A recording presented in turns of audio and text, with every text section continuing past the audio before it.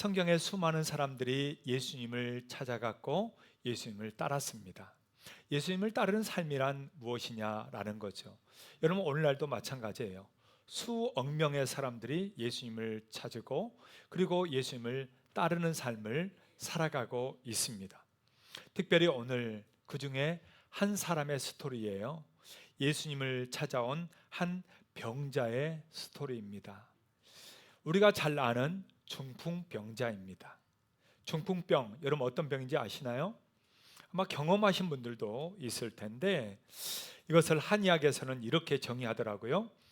뇌의 어떤 부분에 혈액 공급량이 줄어들거나 뇌의 뇌출혈이 일어나 생기는 병이다. 그러니까 중풍을 알아보거나 주위에 중풍 투병을 하신 분들을 보신 분들은 아마 이 병이 얼마나 위험한지를 아실 거예요. 몸의 한쪽이 마비되거나 아니면 몸이 전체가 마비되는 경우들도 있고요. 또 말 자체를 못하거나 음식조차도 못 넘기는, 마음대로 몸을 움직이지 못하게 되는 병이 바로 이 중풍병이죠. 좀 일찍 발견하면 그래도 빨리 조치가 되지만 늦게 발견하게 되면 손을 쓰기가 어려운 난치병 중에 하나가 지금도 이 중풍병입니다. 의학이 발달한 오늘날도 어려운데 여러분, 예수님이 있던 그 시대, 여러분 2000년 전에는 정말 너무나도 어려운 질병이었겠죠. 여러분, 중풍병은 그 병에 걸린 사람들 또 그들을 바라보는 주변 사람들에게 굉장히 어려움과 또 두려움을 사실 주는 질병이었습니다. 예수님 당시에도 이 중풍병자들이 많았어요. 그들은 어느 날 갑자기 쓰러집니다. 그 이후로 병상에 누운 채 정말 미동도 하지 못할 때도 많고 그냥 죽을 날만 기다리고 있는 그런 상황들도 많았습니다.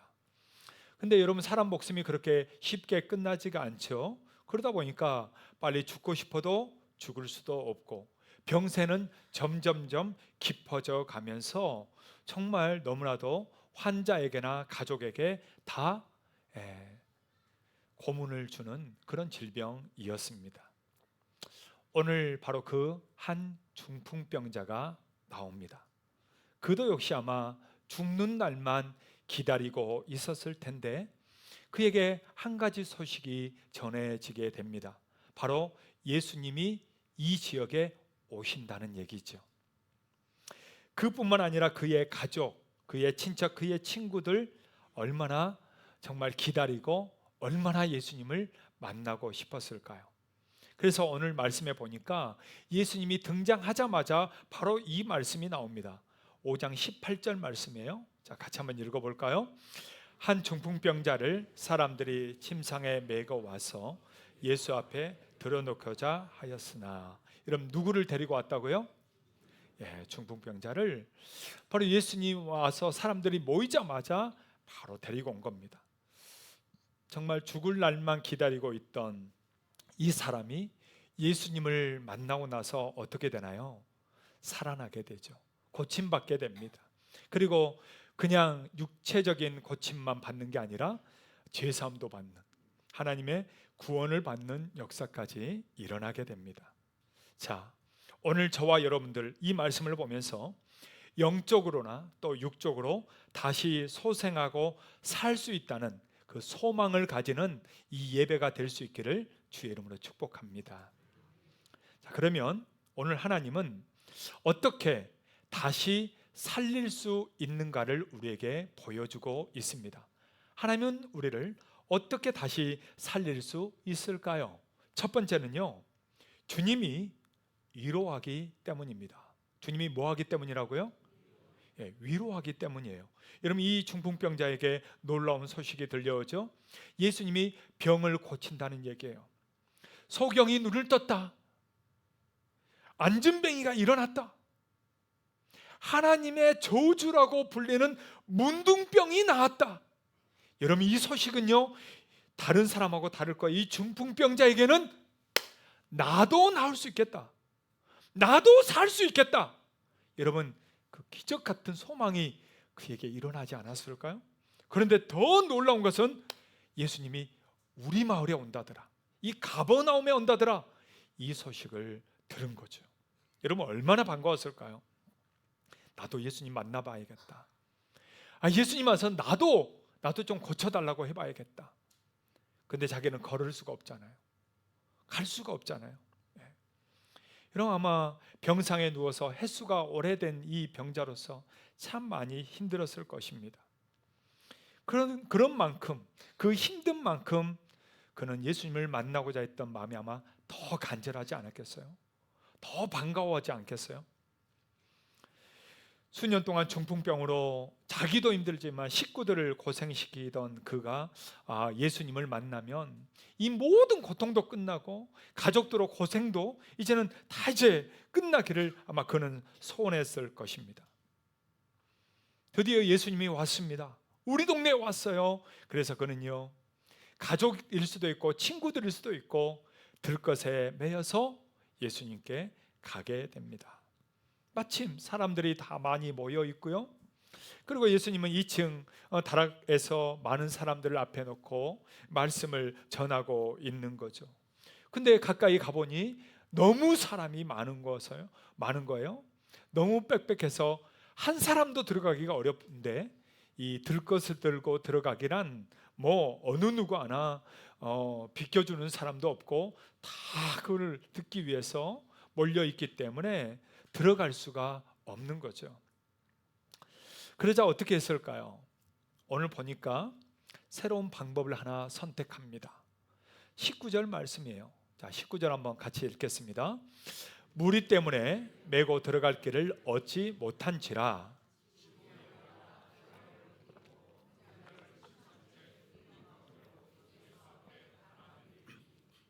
네, 여러분 이들이 어디로 갔다고요?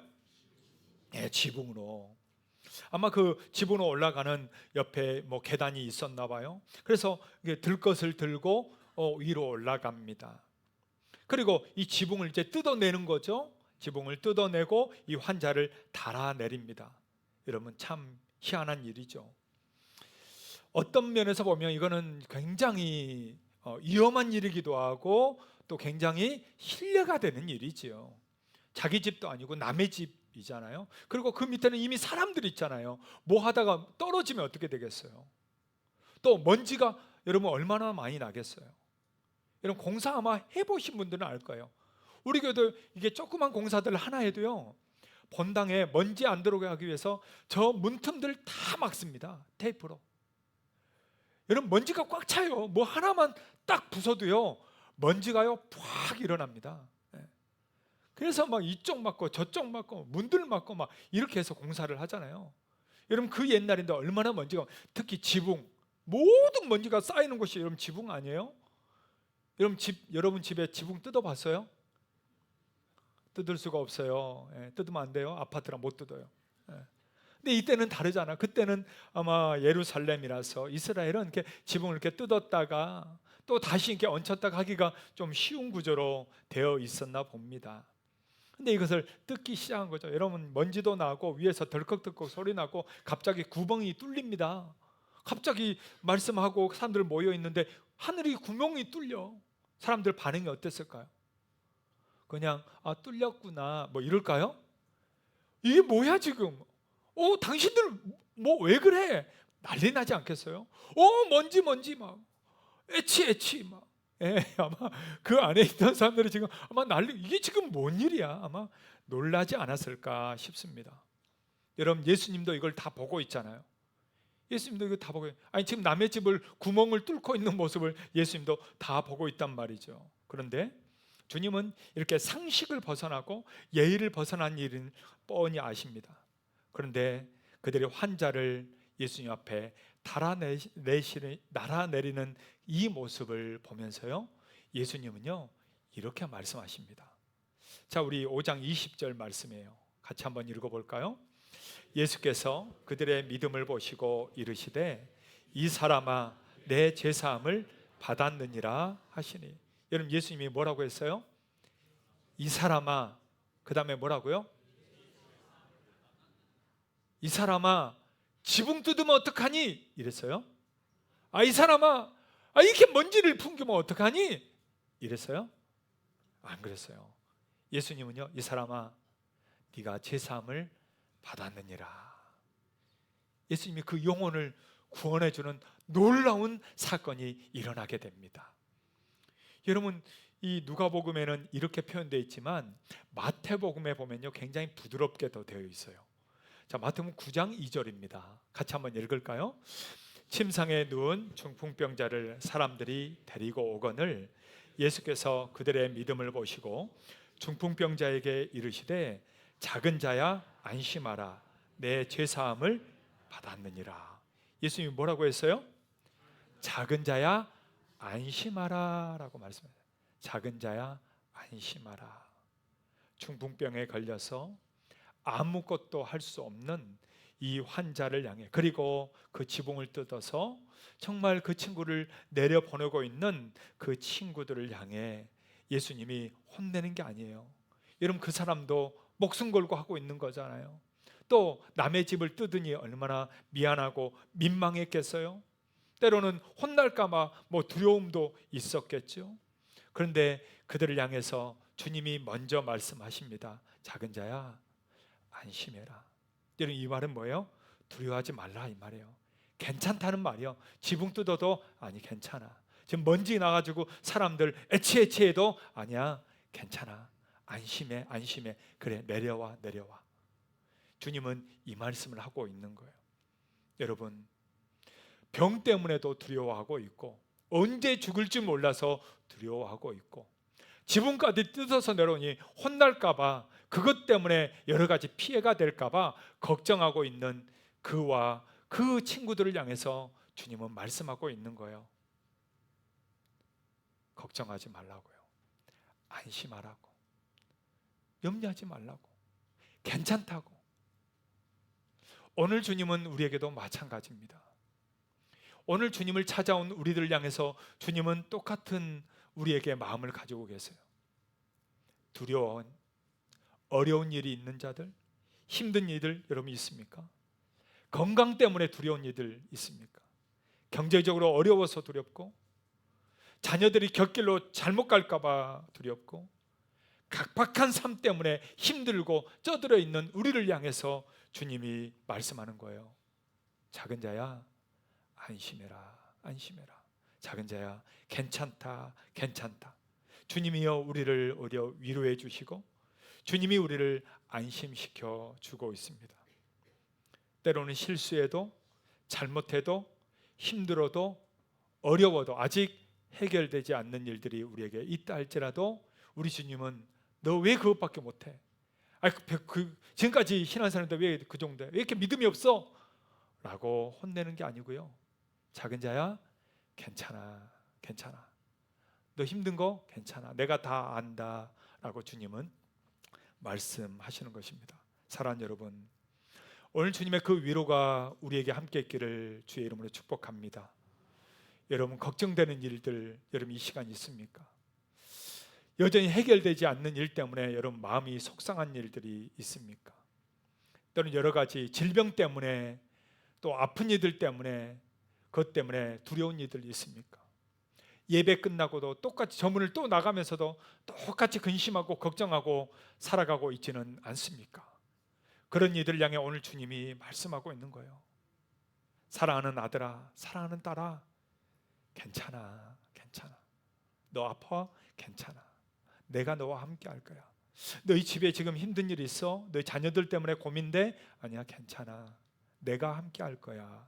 내가 도와줄 거야. 사랑하는 여러분, 주님의 그 따뜻한 위로가 오늘 우리에게 함께 있기를 주의 이름으로 축복합니다. 주님은 오늘도 수고하고 무거운 짐진 자들아 다 내게로 오라. 내가 너희를 뭐하리라? 쉬게 하리라.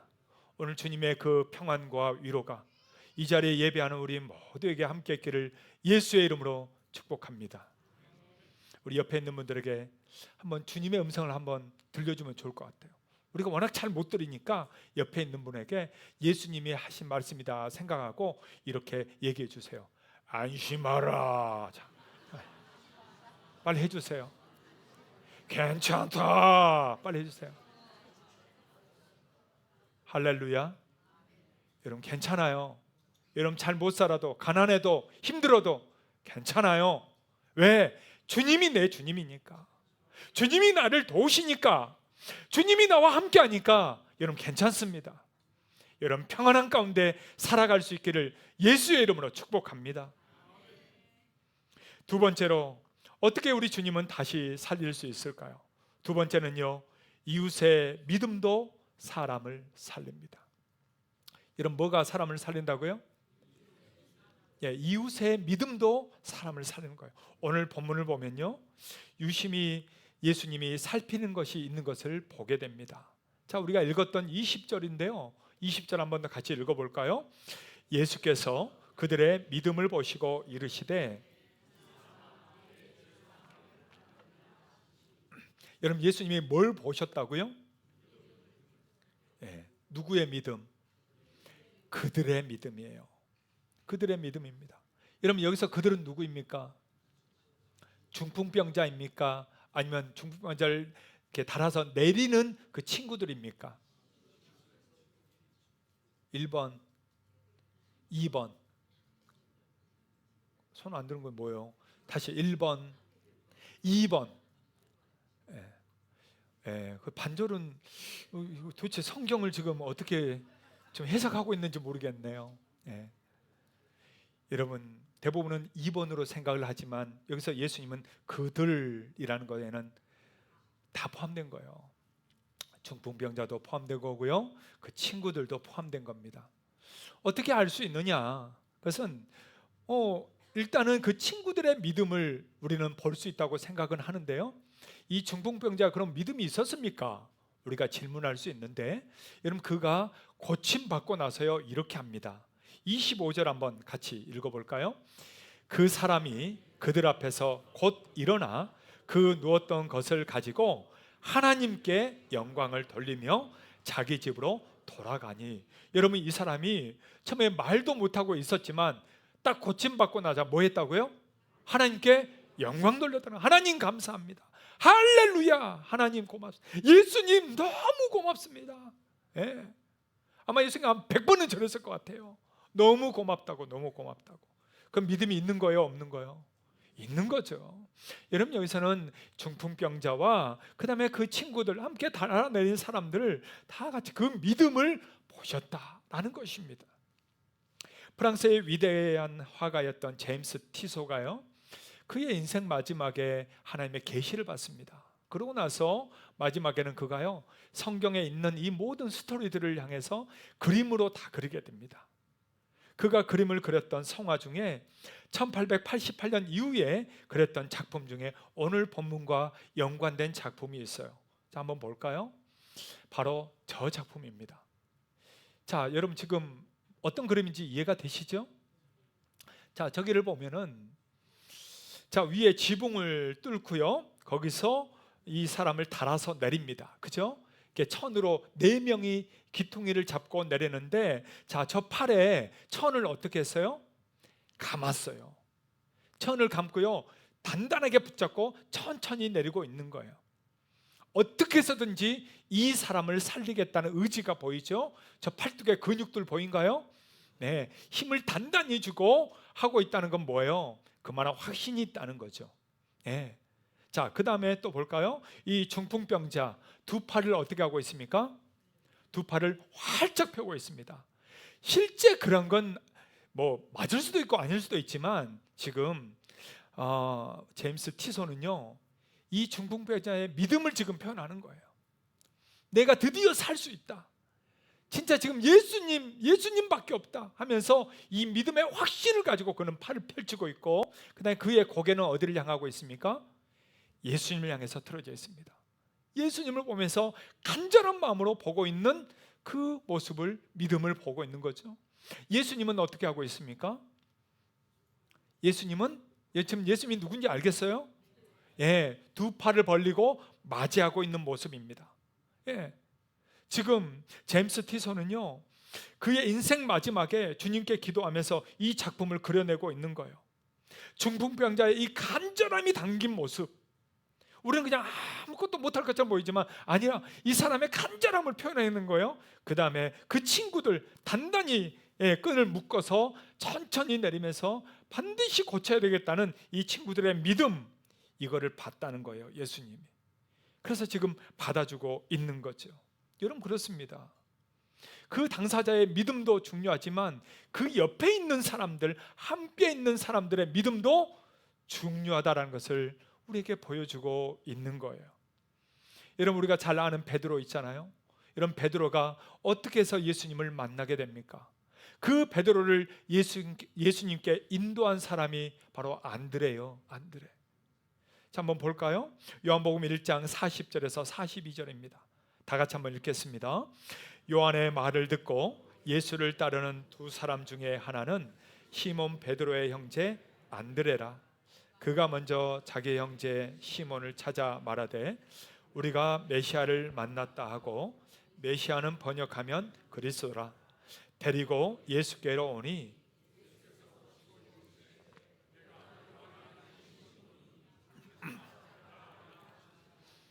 개바는 번역하면 베드로라.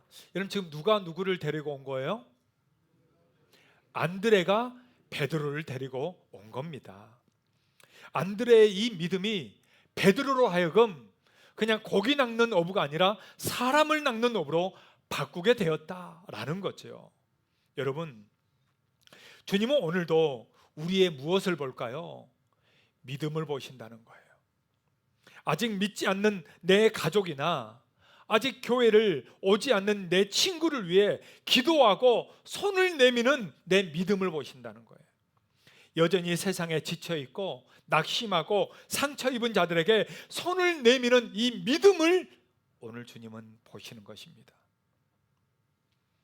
우리의 믿음도 중요하지만 그 옆에서 이 믿음으로 권면하고 이 믿음으로 섬기고 이 믿음으로 인도하는 그들을 주님은 보신다라는 거죠. 사랑하는 여러분, 여러분 혹시 가족 중에 믿음을 저버린 이들이 있습니까? 친구나 또 직장에서 만나는 사람들, 동호회에서 만나는 사람들, 여전히 믿음 없이 바쁘게만 살고 있는 이들이 있습니까? 그들에게 우리가 안드레가 되어 줍시다. 그리고 그들에게 중풍병자의 4명의 친구가 되어 줍시다. 그들은 여전히 우리의 손을 기다리고 있는 것입니다. 그래서 우리는 오늘 그들을 향해서 손을 내밀어야 돼요. 뭘 가지고요? 뭘 가지고 손을 내밀어야 될까요? 이거 가지고, 이거 가지고 내밀라 이거예요. 할렐루야. 여러분, 내미는 거예요.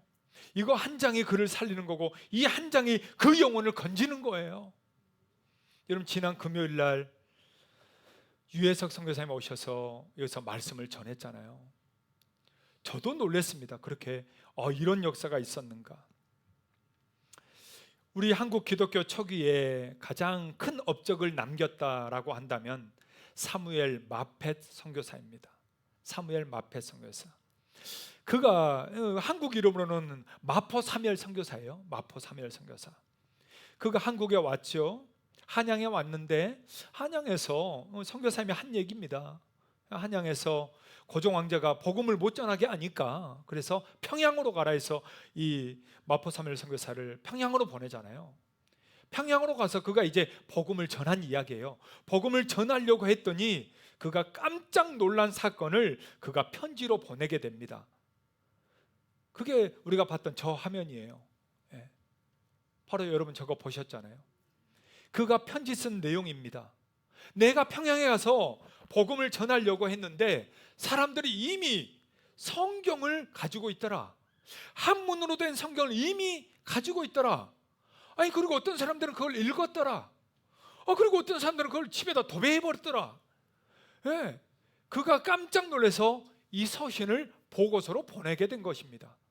그 성경이 누가 보낸 거냐? 그게 바로 토마스 선교사예요. 거기 대동강에서 순교했던 토마스 선교사입니다. 저는 대동강 가자마자 죽은 줄 알았어요. 근데 그게 아니고 거기 대동강에 있는 한 섬에 그쪽에 있으면서 그곳에서 사람들을 초청해 가지고 계속 성경을 굉장히 많이 나눠줬더라고요. 많이 나눠줬고, 그리고 나서 좀 더 안쪽으로 들어왔을 때 그때 이제 우리나라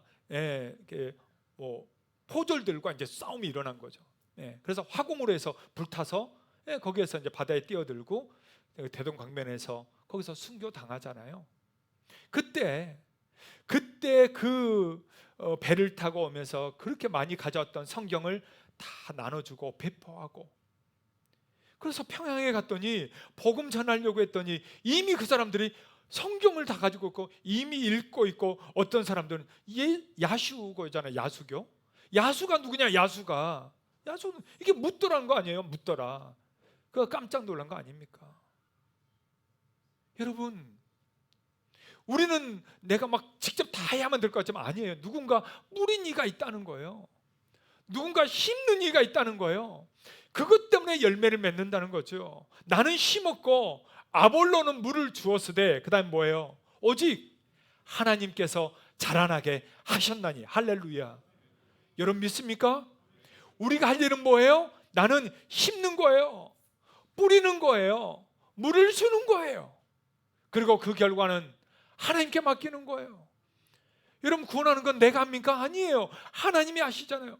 우리는 열심히 뿌리고, 우리는 열심히 나누고, 열심히 섬기면서 그 한 영혼 이럴 때 구원받을 수 있도록 새생명 축제에 초청하고 같이 가자고 하고, 여러분 그렇게 하는 겁니다. 여러분, 한 사람 구원하기가 얼마나 어려워요. 얼마나 어렵습니까? 기도하는 거죠. 하나님 그 마음 좀 열어달라고, 그 영혼 좀 하나님 구원해달라고 기도하면서 인도하고 이끄는 것, 그 일을 하라라는 거예요. 하나님이 우리에게 주신 일입니다. 그리고 마지막 열매 거두신 분은 하나님이시다라는 거죠. 사랑하는 여러분, 오늘 우리가 해야 될 게 뭘까요? 우리가 해야 될 거는 주님은 명확하게 얘기했습니다. 바로 열심히 복음을 전하라라는 거죠. 할렐루야. 열심히 복음을 심으라라는 거예요. 복음의 씨를 뿌리고 주님께 인도하는 손길, 우리의 손길이 되기를 축복합니다. 그럴 때 주님은 우리의 손길을 통해서 반드시 열매를 맺을 줄 믿습니다. 울며 씨를 뿌리러 나가는 자는 뭐예요?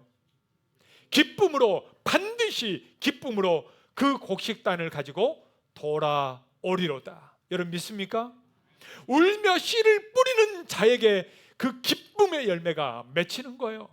뿌리지 않으면 없는 거예요. 오늘 하나님은 우리에게 뿌리랍니다. 눈치 보지 말고, 자존심 상해도 상관하지 말고 뿌려봐라. 내가 열매를 맺게 할 것이다. 사랑하는 여러분, 오늘 저와 여러분들이 이 주님이 오늘 그 자리에서 그 4명의 친구들과 이 중풍병자를 칭찬하셨던 것처럼 저와 여러분들이 정말 칭찬받는 복음의 씨앗들이 다 될 수 있기를 예수의 이름으로 축복합니다. 우리 앞뒤자로 한번 서로 이렇게 축복해 줍시다. 씨를 뿌리세요. 한번 할까요? 복음을 전하세요. 한번 할까요? 아멘. 그럼 우리 다 같이 일어나셔서 하나님 앞에 시간 찬양으로 고백하며 나갑시다. 난 예수가 좋다오. 우리 함께 힘차게 박수치면서 찬양합시다.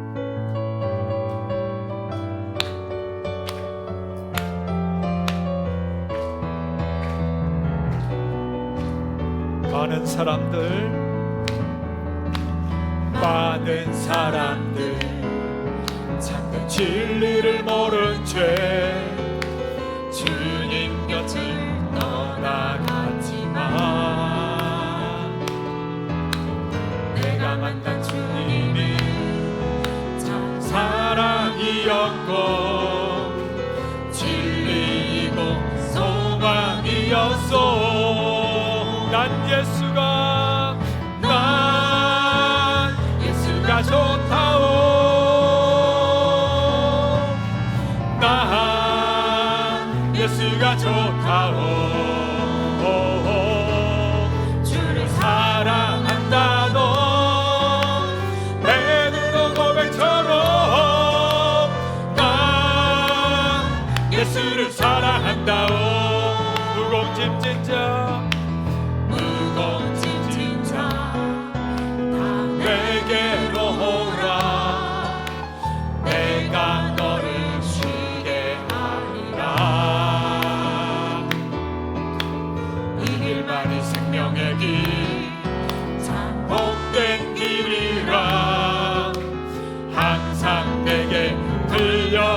좋다오. 다 같이 고백할까요? 난 예수가 좋다오. 난 예수가 좋다오. 난 예수가 좋다오. 주를 사랑한다고 베드로 고백처럼 난 예수를 사랑한다오. 형제자매여, 형제자매여, 참된 행복을 찾거든 예수님을 만나보시오. 그분으로 인하여 참 평안을 얻으며 나와 같이 고백할 거요. 우리 다 같이 고백할까요? 난 예수가 좋다오. 난 예수가 좋다오. 주를 사랑한다고 베드로 고백처럼 난 예수를 사랑한다. 난 예수가 좋다오.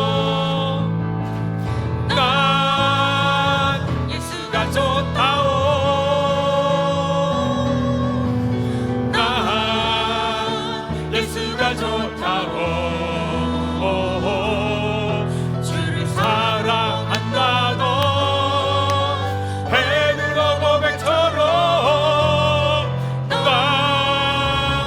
예수를 사랑한다고. 할렐루야. 여러분, 정말 예수가 좋습니까? 정말 예수가 나의 전부입니까? 그렇다면 이 시간 기도할 때, 하나님, 정말 내게 이렇게 생명이신 예수님 내가 전하겠습니다. 심겠습니다. 나누겠습니다. 이번 주에 또 만나서 함께 복음을 전하고 나눌 그 한 사람 한 사람 마음의 문을 활짝 열어주십시오. 그를 하나님 이 성전으로 다음 주에 인도해 주십시오. 복음 듣고 함께 예수 믿고 천국 갈 수 있게 축복해 주십시오. 오늘 다 같이 이 마음으로 주여 한번 부르고 기도할까요? 주여. 오 하나님 아버지, 정말 우리 예수님이 너무너무 좋습니다. 예수밖에 없습니다. 우리 예수님을 오늘도 우리가 전하고 오늘도 나누고 오늘도 씨를 심고 복음의 씨앗을 심었어. 한 영혼 한 영혼 주님 앞에 돌아오고 한 영혼 한 영혼 예수님 믿고 함께 구원의 은혜를 받는 그런 놀라운 은혜의 자리로 오 하나님 우리를 사용하시고 하나님 우리를 이끌어주시고 하나님 인도하여 주시옵소서. 그래서 하나님 정말 우리를 통해 또 한 생명이 살아나고 한 영혼이 구원받고 예수님을 만나는 놀라운 천국 잔치가 다 되게 하여 주시옵소서. 예수를 사랑한다오. 살아계신 하나님 아버지, 오늘 예수님을 만나 정말 병고침도 받고 그 영혼이 구원받은 중풍병자와 그 친구들의 믿음처럼 오늘 우리도 또 한 영혼을 향해서 주님의 마음을 가지고 복음을 심고 복음을 전하고 나누게 하여 주시옵소서. 그 한 영혼이 우리의 이 복음의 손길을 통해 하나님 앞에 돌아오게 하여 주시고 예수님을 만나게 하여 주시고 새 생명 축제에 올 수 있도록 주여 은혜 내려 주시옵소서. 이제는 우리 주 예수 그리스도의 은혜와 하나님의 사랑하심과 성령의 역사하심이 오늘 한 영혼을 향한 주님의 이 믿음을 가지고 나아가기를 소망하는 우리 모든 성도들 위해 또 아픈 이들 위해 가족과 자녀들 위해 이제부터 영원토록 함께 있을지어다. 아멘.